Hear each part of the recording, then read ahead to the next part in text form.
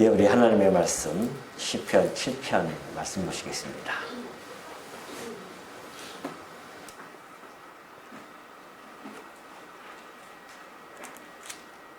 시편 7편 1절부터요 우리 17절까지 교독하도록 해보겠습니다. 여호와 내 하나님이여, 내가 주께 비하오니 나를 쫓아오는 모든 자들에게서 나를 구원하여 내소서. 그들을 찾아오시면 그들이 사자같이 나를 짚고 뜯을듯하나이다. 여호와 내 하나님이여, 내가 이런 일을 행하였거나 내 손에 죄악이 있거나 하찮은 자를 악으로 갚았거나 내 대적에게서 까닭없이 빼앗았거든. 원수가 나의 영혼을 쫓아 잡아 내 생명을 땅에 짓밟게 하고 내 영광을 먼지 속에 살게 하소서. 셀라. 여호와여, 진노로 일어나사 내 대적들의 노를 막으시며 나를 위하여 애쓰소서. 주께서 심판을 명령하셨나이다. 민족들의 모임이 주를 두르게 하시고 그 위 높은 자리에 돌아오소서. 여호와께서 만민에게 심판을 행하시오니 여호와여, 나의 의와 나의 성실함을 따라 나를 심판하소서. 악인의 악을 끊고 의인을 세우소서. 의로우신 하나님이 사람의 마음과 양심을 감찰하시나이다. 나의 강민은 마음이 정직한 자를 구원하시는 하나님께 있도다. 하나님은 의로우신 재판장이시며 매일 분노하시는 하나님이시로다. 사람이 회개하지 아니하면 그가 그의 칼을 가시며 그의 칼을 이미 강력하여 예비하셨도다. 죽일 도구를 또한 예비하시며 그가 만든 화살은 불화살들이로다. 악인이 죄악을 낳으며 죄악을 배워 거짓을 낳았도다. 그가 웅덩이를 파 만듦이여 제가 만든 함정에 빠졌도다. 그의 죄악은 자기 머리로 돌아가고 그의 허악은 자기 정수리에 내리리로다. 내가 여호와께 그의 의를 따라 감사하며 지존하신 여호와의 이름을 찬양하리로다. 아멘. 예, 오늘 우리 시편 7편은 의로우신 재판장께 피하는 자라는 그 제목을 가지고 말씀을 상고하고자 합니다. 이 7편이 이제 17절까지 있는데요. 이것을 한 줄로 요약을 하면 핵심 진술은 이렇습니다. 억울한 한복판에 서 있는 그 다윗이 자기 의를 세우거나 또는 복수를 집행하지 않고요. 언약의 하나님께 피하여서 심판과 구원을 맡깁니다. 그리고 그 결말은 찬양으로 끝나는 그런 내용이 오늘 시편 7편에 잘 소개가 되어져 있죠. 자, 먼저 우리가 의로우신 재판장과 성도의 이 피난처, 이것은 불가분의 관계입니다. 성도가 피난할 것은 오로지 의로우신 재판장뿐이 없어요. 이것이 사실은 참으로 은혜입니다. 왜냐하면은 재판장이 의로우신 분인데 어떻게 우리가 그 안에서 피할 길이 있겠습니까? 다 가면 그 의 앞에서 우리가 다 꼬꾸라질 텐데. 근데도 그 의 앞에 우리가 피할 수 있는 것은 우리들에게 무슨 칭호를 주었기 때문에 그럴까요? 예, 맞습니다. 성도라고 하는 칭호, 곧 거룩한 무리이기 때문에 의로우신 재판장 앞에 설 수 있다고 하는 것. 이것이 오늘 이 7편에 나타나 있는 아주 중요한 핵심적인 하나의 신학 사상이라고도 할 수 있습니다. 자, 그동안 되면은 먼저 우리가 한번 역사적인 배경을 좀 살펴볼 필요성이 있습니다. 지금 이 표제 보면은 표제가 다윗의 식가yon 그렇게 되어 있습니다. 식가연이라고도 하고 뭐 시가연이라고 하는 이 사람들도 있는데요. 근데 식가연이 표준어 같은 내용입니다. 그래서 이 내용은 어떤 격정적인 탄원시를 이야기합니다. 다시 말해서 어떤 억울함을 당했을 때에 그 억울함을 그 간구에 담아서 아주 격정적으로 기도하는 그러한 노래라고 하는 의미를 담 담고 있습니다. 그러니까 다윗이 지금 얼마나 격정적으로 지금 하나님께 탄원하면서 간구하는지를 이 표지를 통하여서 우리에게 충분히 정보를 지금 전달해 주고 있는 것이죠. 또 하나 보면은 베냐민인 구시의 말에 따라 여호와께 드린 노래라 그렇게 되어져 있습니다.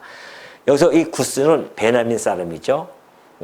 근데 베냐민 하면은 베냐민에서 누가 생각납니까? 베냐민 지파 하면은 사울이겠죠. 사울 왕입니다. 그러니까 이 베냐민 사람 이렇게 베냐민인 이렇게 하는 거 보니까 아마 사울과 함께 있었던 그 신하 중에 한 명이 아닐까 그렇게 추정할 수가 있습니다. 그래서 사울 진영에 있는 인물로서 다윗에게 모함을 했던 자가 아니겠는가. 무슨 모함을 했을까요? 그 당시에 다윗을 갖다가 다윗과 사울을 비교해서 사람들이 뭐라고 칭송을 했었죠? 예, 맞습니다. 사울은 천천히요, 다윗은 만만이라. 그러니 사울로서는 얼마나 시기심이 나겠습니까? 저부터도 시기 나죠. 우리 인간이 다 거기에 다 포함되어 있습니다. 시기심이 우리의 본성 안에 있기 때문에 나보다 이 사람이 더 잘났다고 이야기하면 그렇게 듣기 싫잖아요. 좋아하는 사람이 없습니까? 맞아, 저 사람이 더 나았어.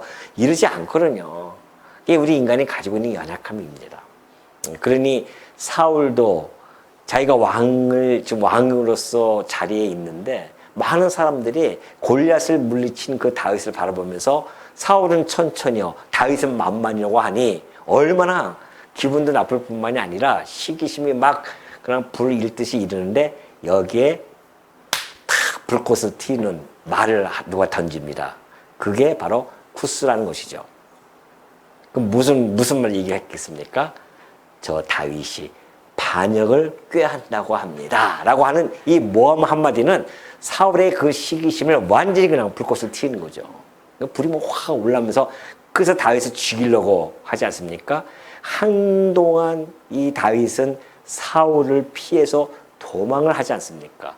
그 가운데 지은 시 중에 하나가 바로 이 7편 시라는 것을 우리가 알 수가 있습니다. 물론 이 구스라는 인물은 성경 역사 속에서 나오지는 않아요. 유일하게 여기서만 나옵니다. 그래서 우리가 뭐 충분한 정보는 없지만 전후 문맥에 따라서 사정을 살펴보니 이러한 그 내용 속에서 지금 다윗이 쫓기고 있구나라는 것을 우리가 알 수가 있습니다. 오늘 우리가 이 시편 3편부터는 다윗의 그 개인시 또는 탄원시 이렇게 제가 3편을 시작할 때 한번 말씀드린 바가 기억나는데요. 그래서 이 시편 3편부터 7편까지죠. 그 흐름을 보면은 대적 속에서 위협을 당하고 거기서 눈물을 흘리면서 하나님께 간구를 하고 그리고 구원해 달라고 하는 이 탄원의 시의 연속성상에서 지금 7편이 자리 잡고 있고 그리고 이 7편은 아마 그 모든 그 탄원시의 정점에 와 있지 않느냐라고 보여지는 것이죠. 이제 8편에 가서 완전히 또 다른 성격으로 또 노래가 주어지기 때문에 이 7편이 이 탄원시의 마지막 정점으로서 물론 이후에도 또 나타납니다. 근데 요 지금 연속성에서 3편부터 7편까지 이런 탄원시의 하나의 흐름 속에서 지금 우리가 살펴보고 있다는 것이죠. 자, 얼마나 억울하겠습니까? 다윗은 정말 그 사울에 대한 충성심이 있었거든요. 충심이 있었는데 그런 모함을 받습니다. 그런 모함 속에서 이 억울한 사건을 어떻게 대처해 나가는가를 다윗은 7편에서 잘 보여주고 있습니다. 여러분 같으면 어떻습니까? 막 억울해요. 모함을 당하고 있어요. 누가 나 갖다 모함해가지고 막 억울함을 당하고 있으면 어떻게 하겠습니까? 제일 처음에 뭐부터 하죠? 예? 분노할까요? 일을 갈기 시작하죠? 부드득 일을 갈면서 두고 보자. 내가 막. 야, 이번 주일날 가면 나 가만히 두나 보자. 혹시 그러십니까? 그럴 수 있죠. 왜 그런지 아십니까? 내 안에 있는 본성이 반응이 나타나서 그래요. 그러면 인간의 본성은 인간의 법정을 바라보죠. 세상 사람들 다 그렇지 않습니까? 세상 사람들의 법정은 인간 법정뿐이 없으니까 더욱 그럴 수밖에 없습니다. 그러나 성도의 법정은 인간 법정만 있는 게 아니잖아요. 우리는 하나님의 법정이 있습니다. 다윗은 이 인간 법정과 하나님의 법정 사이에서 어떻게 그 억울함을 대처해 나가는지를 우리가 보면 알 수가 있습니다. 자, 인간 법정을 볼까요? 인간 법정은 여론과 권력에 의존한 법정입니다. 그러죠? 지금 우리나라가 지금 시끄러운 게 뭐예요, 지금? 사법부 개혁 아닙니까? 왜 그럴까요? 이 사법부가 정의롭지 못하고 여론과 권력에 기생하면서 재판을 하는 그런 모습이 봤기 때문에 지금 이렇게 사법부 개혁에 나와 있는 것처럼 인간의 법정은 그럴 수밖에 없습니다. 정의롭다고요? 그렇지 않아요. 세상의 어떤 인간 법정은 법정에서도 여론과 권력에 기대해서 의존하면서 재판을 할 수밖에 없는 것이 인간의 법정이잖아요. 그러나 하나님의 법정은 전혀 다릅니다. 하나님의 법정은 뭐예요? 하나님의 절대 주권을 의존하는 그런 법정이죠. 그렇기 때문에 이 인간 법정은 전혀 다른 그러한 결과가 나타날 수밖에 없는 것이죠. 그리고 또 하나는 끊임없는 해명과 자기의 주장을 펼쳐가고 싶어가지고서는 인간 법정에다가 고소를 한단 말입니다. 인간 법정 가보십시오. 내 해명을 하고 거기에 대한 반박을 하고 자기의 주장을 하고 자기는 뭐가 없어요? 자기는 죄 아무것도 없어요. 그냥 상대편만 공격합니다. 저 사람이 잘못했다 이러면서 하는 거죠. 이것이 우리가 가지고 있는 인간 법정이에요. 우리도 곰곰이 생각해 보십시오. 어떤 이야기를 할 때에 상대편에 대해서 잘못된 이야기 할 때에 자기는 뭐예요? 깨끗하다는 이야기거든요. 잘 깨끗하기 때문에 막 그냥 상대편을 이야기한단 말이죠. 끊임없이 그냥 이야기하고 내 주장이 옳아 하면서 이야기하는 것. 이것은 인간 세상에서 나타나는 어쩔 수 없는 법정의 모습입니다. 그러나 하나님의 법정 앞에 서면은 그 고소한 자도 뭐예요? 자기 점검을 해야 됩니다. 나는 혹시 그러지 않았는가? 이것이 이제 다윗이 한 이야기거든요. 내가 만약 이런 내 뒤를 돌아보면서 자기를 점검하는 이러한 모습을 보여주고 있죠. 또 인간 법정에 만약에 쓰게 되어진다고 한다면은 직접적인 복수를 실행할 수가 있잖아요. 그래서 거기서 그 복수를 하면서 얼마나 그 마음속에 쾌감을 느낄 수 있겠습니까? 그러나 하나님의 법정은 하나님께 맡기는 겁니다. 의로우신 재판장이신 하나님께 심판을 위임하는 거죠. 당시 하나님의 뜻대로. 하나님이 그대로 놔두면 어쩔 수 없는 것이고 하나님이 심판하는 대로 맡기고 나아가는 것이 하나님의 법정의 성격입니다. 그런가 하면은 마지막 결론을 보면은 인간 법정에서는 분노와 영적인 피로감만 쌓일 수밖에 없습니다. 계속해서 분노하고 그러잖아요. 그러나 하나님의 법정은 신뢰와 찬양으로 끝이 난다고 하는 것을 오늘 이 시편 7편을 통해서 우리들에게 주어지는 하나의 메시지가 이 안에 다 담겨져 있습니다. 그래서 억울한 사건이 있느냐? 있습니까? 혹시 성도들이 억울한 사건이 있습니까? 막 해명하고 싶고 막 그러고 싶어요? 그 사건을 인간의 법정에서 하지 말라는 겁니다. 누구에게요? 하나님의 법정으로 어떻게 해라? 이관하라. 이것이 7편에 나타나 있는 그러한 탄원의 기도라는 것이죠. 자, 이 구조를 잠깐 살펴보면요. 구조는 이렇게 되어져 있습니다. 피난처를 호소하고요. 하나님 앞에 자기 점검을 하면서 공의로운 심판을 청원하고 그리고 악의 역설적인 파괴가 일어남을 이야기하고 그 다음에 하나님께 찬양하는 이런 구조가 되어져 있어요. 이런 핵심적인 이 동사들이 있죠. 피하다, 살피다, 심판하다, 자멸하다. 이런 것들이 언약 법정의 하나의 청원서로서 지금 다윗이 청원을 하고 있는 그런 내용들입니다. 이 구조는요, 탄원에서부터 자기 점검, 하나님께 심판을 요청하고 악인의 운명을 이야기하면서 마침내 찬양이라고 하는 이 흐름을 가지고 7편이 17절까지 쫙 흐르고 있다는 사실이죠. 기대가 되죠? 안 돼요? 예, 알겠습니다. 자, 우리가 그렇다고 한다면 다윗이 지금 하나님 법정에 하는 그러한 그 단계별로 어떻게 되어져 있는지를 한번 살펴보겠습니다. 1단계입니다. 먼저 억울함의 시작점을 어떻게 시작하는가 이걸 볼 수가 있어요. 다윗은 해명하지 않는다는 겁니다. 1절 볼까요? 여호와 내 하나님이여 내가 죽게 피하오니. 지금 구시의 구시의 모함에 따라서 피하면서 해명하지 않고 내가 왜 그런 일을 행하지도 않는데 왜 이런 일을 당해야 됩니까? 이렇게 해명해야 하는 것이 아니에요. 오히려 여호와 내 하나님이여 내가 죽게 피합니다. 그래요. 내가 죽게 피합니다. 하나님께 피함을 이야기하죠. 나를 쫓아오는 모든 자들에게서 나를 구원하여 내소서. 건져낼 자가 없으면 그들이 사자같이 나를 찢고 뜯을까 하나이다. 그래요. 여기서 이 피하오니의 단어는 하사라는 단어거든요. 그래서 마치 갈 데 없는 그 난민이 그냥 그 보호자품에 막 뛰어들듯이 오로지 전적으로 하나님께 피하는 그러한 행위로서의 단어입니다. 그러니까 하나님께 다윗이 갈 데가 없어요. 쫓김을 당하는 다윗으로서는 오로지 하나님께 피할 방법뿐이 없었습니다. 그래서 하나님께 피하는 거예요. 이것이 하사라는 단어예요. 지금 다윗은 이 원수들을 사자로 그렇게 표현을 하고 있죠. 사자들. 그래서 이 사자들이 나를 찢어서 막 뜯을 정도로 그렇게 나에게 좀 달려들고 있는데 그들이 한 그 모함, 그들이 퍼뜨리는 그 소문, 이 모든 것들이 다윗의 그 실존을 좀 위협하고 있다는 거 알겠습니까? 그러면은 여러분 같으면 어떻겠습니까? 힘이 좀 있다고 한다면 다윗이 그래도 용사 아닙니까? 다윗을 따르는 자들도 있고 그러면은 다윗이 또 위협을 가할 수는 있어요. 그럼에도 불구하고 다윗은 위협보다 먼저 무엇을 선택합니까? 피난처를 선택해. 나의 피난처 여호와에게 피난처, 하나님이 나의 피난처이십니다라는 고백으로부터 시작을 해주고 있죠.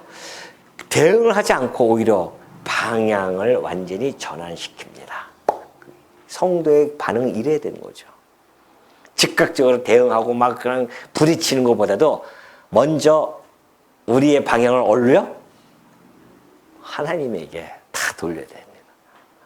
당장 억울하죠, 정말. 막 그냥 해명하고 싶고 막 하는데 그럴 때일수록 누구에게? 하나님에게 시선을 돌리고 마음을 돌리고 피난처를 하나님에게 두는 것. 이것이 성도의 반응이라는 겁니다. 다윗은 지금 그 모습을 잘 보여주고 있습니다. 그러면 하나님이 왜 우리의 피난처가 될 수밖에 없는가?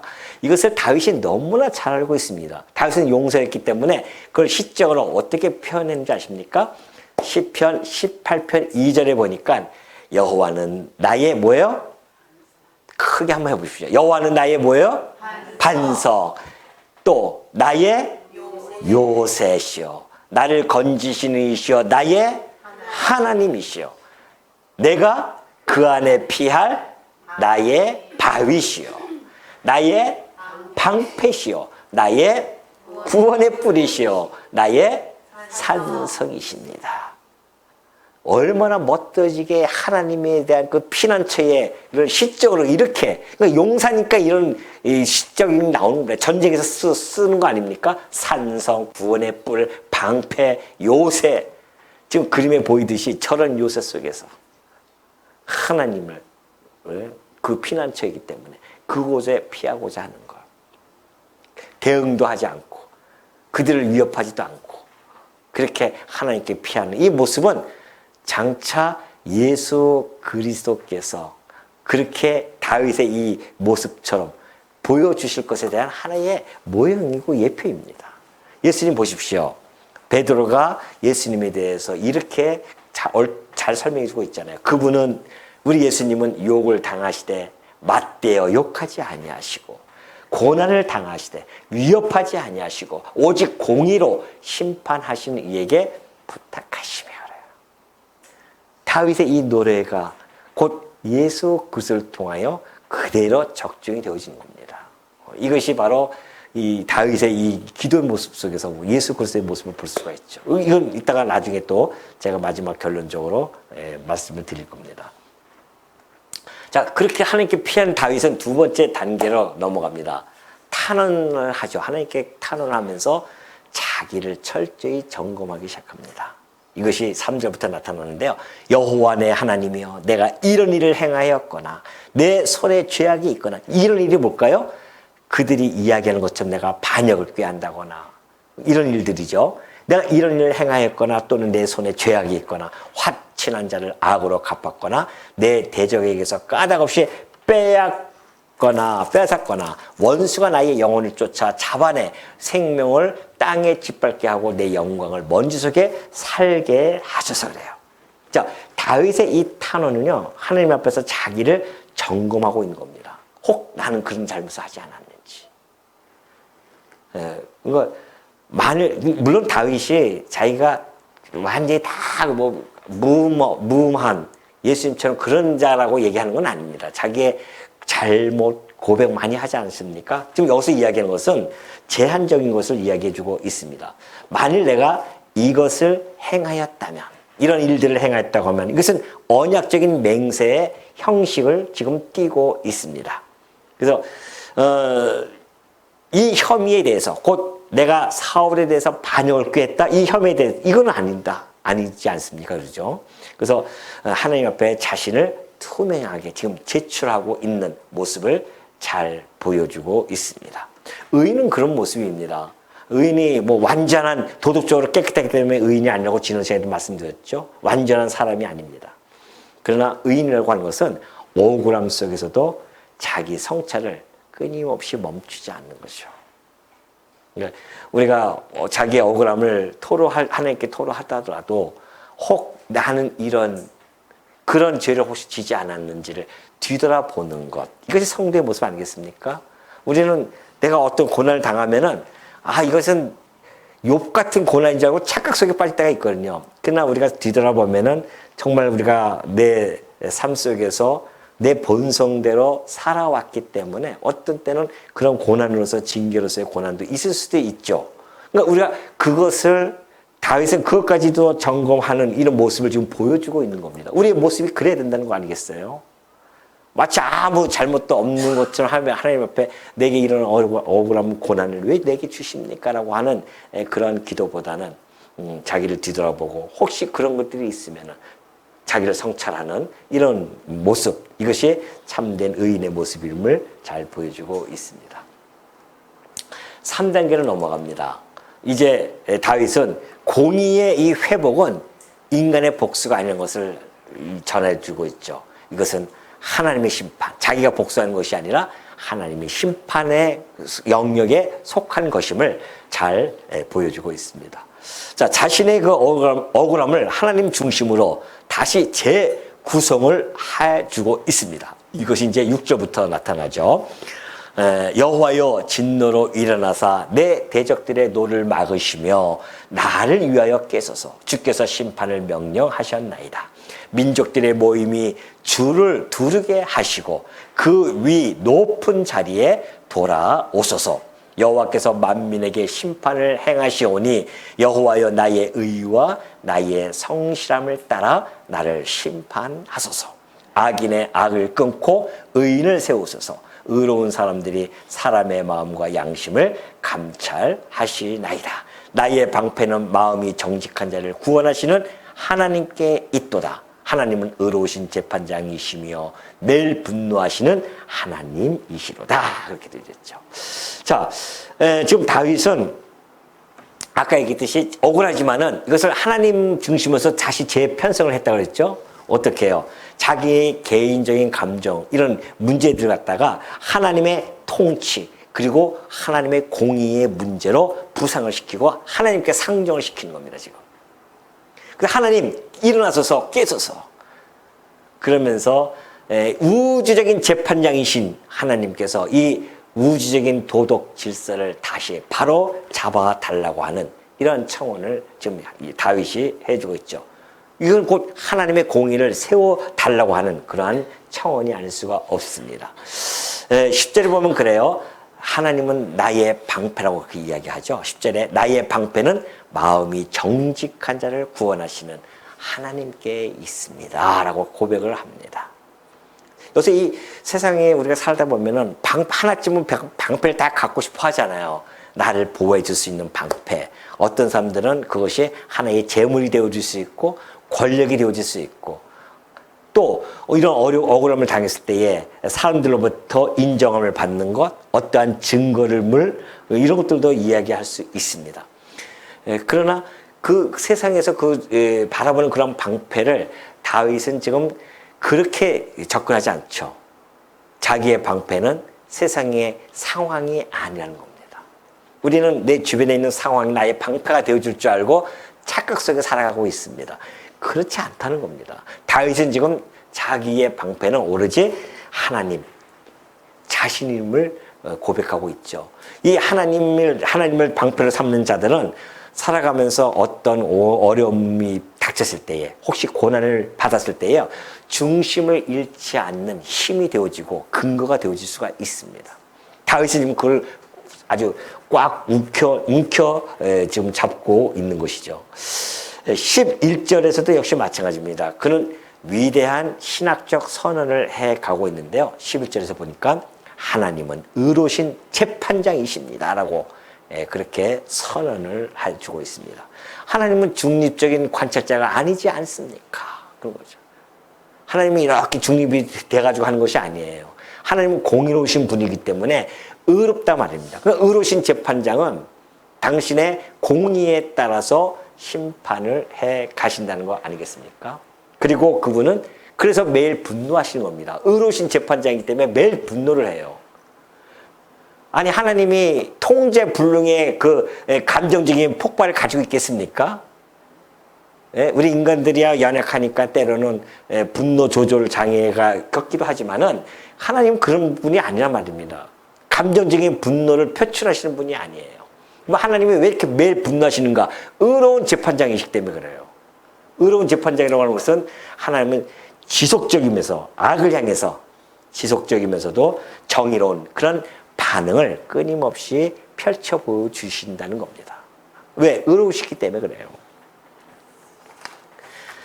그러면서 12절에 보면 그래요. 12절에 보면은 사람이 회개하지 아니하면 그가 그의 칼을 가시며 그의 활을 이미 당겨 예비하셨도다. 죽일 도구를 또한 예비하시며 그가 만든 화살은 불화살들이로다.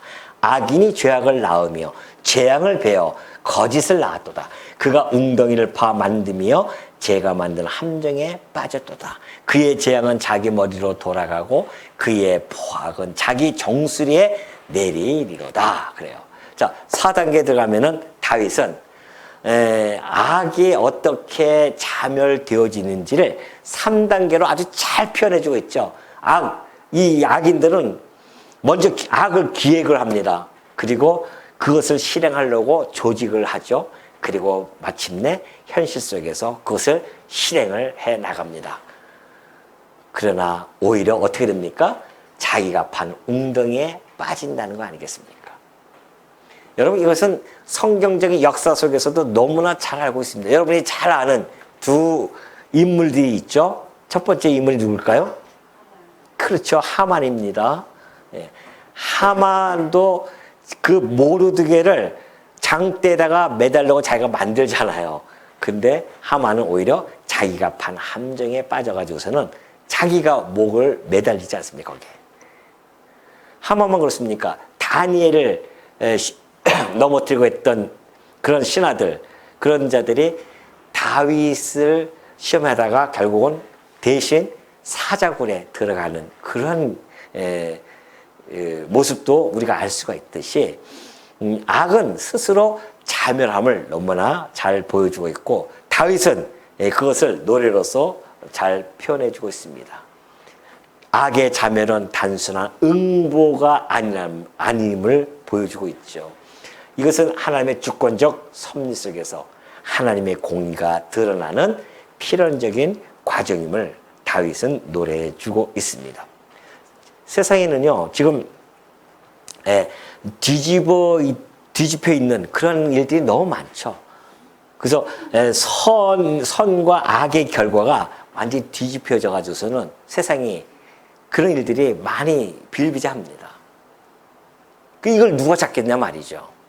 이것을 잡을 수 있는 분은 오로지 하나님 주권의 섭리 외에는 없다는 거죠. 그래서 이것이 바로 잡는 것이 하나님의 공입니다. 이것은 마침내 이 땅에서도 물론 펼쳐지기도 하지만은 우리가 욥기에서 살펴보았듯이 마지막 종말 때 가서야 완벽하게 하나님의 공의가 이루어짐으로 말미암아 선은 선대로 악은 악대로 마땅한 결과로 나타난다는 사실. 다윗은 지금 그걸 기도하고 있는 거죠. 다윗의 그 억울하게 고발을 당한 다윗, 또 거짓으로 공격하는 그 대적들, 이 모든 것들이 다시 하나님의 공의를 통하여서 그 질서가 다시 회복되어지기를 기도하는 것. 이것이 지금 이 시편 이 지금 후반절에서 지금 나타나는 모습이죠. 그러면서 마지막 17절에 그러죠. 내가 여호와께 그의 의를 따라 감사하며 지존하신 여호와의 이름을 찬양하려나요. 다윗은 지금 이 결말이 어떤 해소가 되어졌다고 그렇게 이야기하지 않습니다. 뭐라고 얘기합니까? 찬양으로 끝납니다. 상황이 아직 미해결 상태임에도 불구하고 다윗은 찬양을 해요. 그러니까 찬양은요, 어떤 결과물에 따르는 부산물이 결코 아님을 다윗은 너무나 잘 보여주고 있습니다. 찬양이라고 하는 것은 하나님의 통치에 대한, 하나님의 그 성품에 대한 신앙적 고백임을 보여주고 있죠. 하나님의 의가 이미 확정되어졌다는 그런 현실 감각을 가지고 있었습니다. 지금 당장은 상황은 변하지 않았지만 다윗은 하나님의 의가 나의 삶 속에서 이미 확정되어지고 이루어진다고 하는 믿음에 있는 거죠. 그 믿음의 찬양이 바로 이 17절에 나와 있는 그런 노래입니다. 오늘 이 다윗의 이 노래는요, 이런 여러 가지 우리가 내용을 살펴봤지만은 그러나 여기서 여러분 보이는 것이 있잖아요. 우리는 항상 누가 보입니까? 예수 그리스도가 이 안에서 지금 그 다윗의 이 시적 노래, 자기의 삶을 가지고 노래하는 이런 모습 속에서 예수 그리스도가 투영되어짐을 너무나 잘 보여주고 있습니다. 하나의 구속사적인 완성 속에서 나타나죠. 다윗의 장막에서부터 시작해서 그리스도의 십자가로 집약되어지는 결과로 끝나는 그런 모습이 이 시편 7편에서도 우리들에게 잘 전달되어지고 있습니다. 다윗은 지금 이 하나님께 자기를 보호해달라고 그렇게 기도하잖아요. 이것은 자기의 이 보호라고 하는 것은 곧 다윗 언약 계보를 보존해 달라고 하는 그런 내용과 같습니다. 일맥상통하는 것이죠. 왜 그럴까요? 다윗의 보호는 다윗 그 개인의 보호로만 끝나는 것이 결코 아닙니다. 이것은 장차 오실 더 큰 다윗, 곧 예수 그리스도의 그 길을 보호하는 섭리로서 나타나는 겁니다. 뿐만이 아닙니다. 여기서는 다윗이 지금 무죄를 호소하고 있잖아요. 다윗은 자기의 무죄를 호소하지만 이것은 제한적인 결백일 수밖에 없죠. 지금 내가 혐의를 받고 있는 것에 대한 그 무죄에 대한 호소를 하고 있습니다. 그러나 우리 주님은 절대적 의인으로서 정말 아무 죄가 없으신 그분이시죠. 그 무죄, 온전한 무죄에 호소하실 그 예수 그리스도를 지금 예표해 주고 있다는 겁니다. 또 억울한 재판을 지금 당하고 있지 않습니까? 다윗의 입장에서는 그들이 인간 법정에서 너 반역이야 이러면서 그를 쫓아다니고 있는데 사울 진영의 그 거짓 모함 속에서 지금 억울하게 재판을 겪고 있단 말입니다. 그리고 나서 1000년 후에 다윗의 실체로 오신 만왕의 왕 예수 그리스도께서는 거짓 고발과 그리고 불의한 그 십자가의 형틀에 그는 그 아무 말 없이 응대 없이 그대로 그 재판을 당하고 법정 최고의 정죄를 당하면서 죽으신단 말입니다. 또 하나는 공의의 회복을 다윗이 지금 강구하지 않습니까? 그래서 다윗의 생명과 왕권을 다시 보존시켜 주십니다. 우리 주님 어떻습니까? 천년 후에 억울한 재판을 당하셨던 우리 주님은 공의가 회복되어지는데 그리스도께서는 부활을 통해서 만왕의 왕으로 우뚝 솟게 되어지고 하나님의 완벽한 공적인 변호 속에서 그가 의롭다는 것을 온 천하에 선포하게 되어집니다. 그러니 성도의 궁극적인 피난처는 어디 계세요? 다윗은 여호와 하나님을 바라보았지만 오늘 이 신약시대 때는 하나님의 아들이신 예수 그리스도의 그 의, 우리들에게 전가되어진 그 그리스도의 의 안에 도피하는 것입니다. 오늘 여러분들이 억울한 일을 당했을 때에 우리는 주님의 그 의 가운데 도피하는 것이죠. 또 우리가 이 죄 가운데 있는 자들은 그리스도의 의에 도피해야만이 우리는 정죄함을 당하지도 않습니다. 그러니 다윗이 이 도피하는 이 모습들은 곧 우리가 그리스도에게 도피해야 될 것을 너무나 잘 우리들에게 보여주고 있는 그러한 모습이죠. 그러므로 우리는 여기서 신학적 의미를 충분히 세 가지를 나눠서 살펴볼 필요성이 있습니다. 첫째는 하나님의 주권이 이 안에 담겨져 있다는 겁니다. 역사의 최종 판결권은 누구에게 있다? 오직 하나님께 있음을 다윗은 노래하고 있는 것입니다. 또 두 번째는 뭐예요? 예정과 은혜의 그 내용이 이 안에 잘 담겨져 있죠. 우리가 10절에 보면은 그러죠. 네, 나의 방패는 마음이 정직한 자를 구원하시는 하나님께 있도다. 하나님께서 당신이 예정되어진 그 구원받을 자들을 하나님은 정직한 마음으로 빚어내려 그 다음에 구원하시는 겁니다. 우리가 정직하기 때문에 구원받는 것이 아니라 정직한 마음을 빚어내요. 하나님의 은혜로. 그래서 하나님이 구원에 가신다고 하는 이 은혜의 논리가 이 안에 사실은 담겨져 있죠.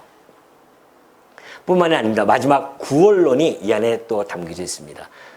다윗의 피난처가 여호와 하나님에게 있듯이 오늘 우리 성도들의 피난처는 누굽니까? 아까 얘기했듯이 그리스도의 의 안으로 피해야만이 우리가 살 수 있다는 것을 이 구원론적으로 시편 7편은 우리들에게 신학적 의미를 전달해 주고 있습니다. 그걸로 끝날까요? 우리는 이걸로 끝나는 것이 아니죠. 의로우신 재판장 앞에서 우리의 네 가지 결단을 하면서 살아갈 필요성이 있습니다. 먼저 뭐예요? 억울함의 에너지를 어떻게 해명을 하고 또는 보복을 하고 그렇게 소진하지 말라는 겁니다. 그럼 어떻게 해야 됩니까? 하나님께 뭐 하라고요? 접수하라. 사건을 접수하라는 겁니다. 인생에 있어서 보면은 설명할 수 없는 그러한 오해가 있을 수 있습니다. 비방을 받을 수가 있어요. 그걸 내 스스로 막 해결하려고 애쓰다 보면은 더 큰 오해가 쌓일 수도 있습니다. 그럼 많이 경험하잖아요. 아니, 내가 오해를 받았어요. 근데 해명하고 싶어요. 해명하는데 더 오해가 될 수가 있단 말입니다. 굳이 그래서 해명을 할 필요가 없다고 생각할 때는 오해받으면 그냥 오해받는 대로 그냥 하나님께 사건을 접수하는 거. 이것이 지혜입니다. 그냥 어떻게든지 내가 깨끗한 사람이야 라고 해명할, 그렇다고 내가 우리가 뭐 이렇게 그렇게 깨끗하겠습니까? 안 그래요? 욕하면 그냥 욕 받으라니까요. 네가 나한테 뭐라고 욕했다고? 뭘 그렇게 합니까? 욕 먹을만 하죠. 우리가 인생 살면서 욕 안 먹을 행동 취하고 삽니까, 우리가? 오늘 뭐 아직 도덕군자처럼 이렇게 살아오셨습니까? 욕도 하고 욕도 맞고 막 이러면서 살아온 거 아니겠습니까? 우리 이 세상은 그런 존재예요. 그걸 인정하고 혹 어떤 어려움이 있으면 해명할 것이 있으면 하나님께 사건 접수하고 하나님께 피하는 것. 이것이 성도의 지혜라는 것을 오늘 이 시편 7편은 우리에게 잘 전달해주고 있죠. 두 번째는 뭐예요? 성찰하라는 겁니다. 하나님께 탄원을 하고 간구를 해요.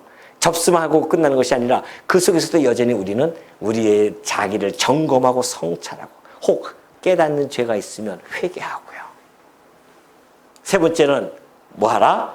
위임하라. 최종 판결을 누구에게? 하나님께 맡기라는 겁니다. 성도는 복수를 포기하는 그런 약자가 아니라는 겁니다. 오로지 주권자이신 하나님께 판결을 위임하는 그런 믿음의 사람이라는 것을 보여주는 것이죠. 하나님께 맡기는 겁니다. 하나님의 심판을 하나님이 해 나가실 일들을 그냥 받아들이는 거죠. 우리는 꼭 내 잣대로서 결말을 짓고 싶잖아요. 내 잣대는 뭐예요? 저것을 꼭 확 무너뜨리고 내가 딱 이렇게 쓸 수 있는 거. 이것을 결말을 꿈꾸지만은 하나님은 그렇지 않다는 거죠. 이 세상에서는 때로는 우리가 억울함을 당할 수 있습니다. 아니, 우리의 머리 대신 그리스도처럼 억울함이 어디 있습니까? 하나님의 아들로서 죄 하나 없으신 분이신데 온갖 죄를 다 막 뒤집어 씌워가지고서는, 아니 진짜 내가 하나님의 아들이라는데 네가 하나님의 신성 모독했다? 어떻게 하려는 거예요 도대체? 진리를 이야기해도 믿지 않고 거짓으로 덮으려고 하는 그 억울함을 당하셔도 우리 주님은 빌라도 현장에 그 법정에 가서 말 한마디 안 하시잖아요. 오로지 하나님께 다 맡기지 않습니까? 하나님께 위임하는 거죠. 그리고 마지막으로 뭐 하라? 찬양하십시오. 하나님 결말이 어떻게 났습니까? 궁금해 죽겠습니다. 어떻게 답을 좀 주십시오. 그러지 말라는 겁니다. 상황 해결 이전에도요, 우리는 찬양을 해야 됩니다. 하나님에 대한 찬양은 우리 상황의 부산물이 결코 아니라는 것이죠. 여호와의 의를 찬양하고 하나님의 주권적 섭리를 찬양하고 하나님의 그 존재론적의 우리의 신앙의 고백이 거기에 초점을 맞춰야 된다는 겁니다. 그 상황이 안 바뀌면 어때요? 그러면 하나님 욕할 거예요? 상황 안 바뀐다고? 아니잖아요. 상황이 바뀌든 안 바뀌든 하나님만이 나를 알아주실 것이고 내가 하나님 앞에서 살아간다고 하는 것, 이것이 성도가 오늘 의로우신 재판장 앞에 서는 성도의 아름다운 자태의 모습이라는 것을 여러분의 마음속에 간직하시고, 어떻게 찬양하라고요? 내가 여호와의 의를 따라 감사하며 지존하신 여호와의 이름을 찬양하리로다라고 하는 이 찬양의 내용이 여러분 입술에서 떠나지 아니하시는 주의 종들이 되어지시기를 당부드립니다.